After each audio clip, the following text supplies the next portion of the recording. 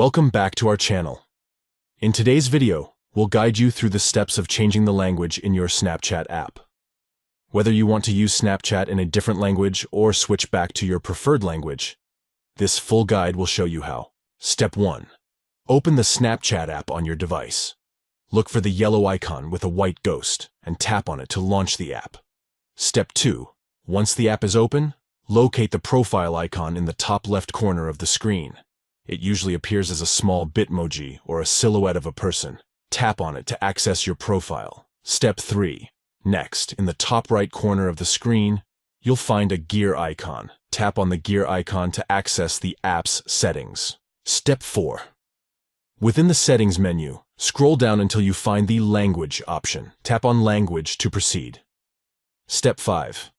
Now, you'll see a list of available languages. Scroll through the list and select the language you want the Snapchat app to be in. Simply tap on your preferred language to apply the changes. By following these simple steps, you can easily change the language in your Snapchat app, allowing you to navigate and use the app in a language of your choice. Thank you for watching, and we'll catch you in the next video.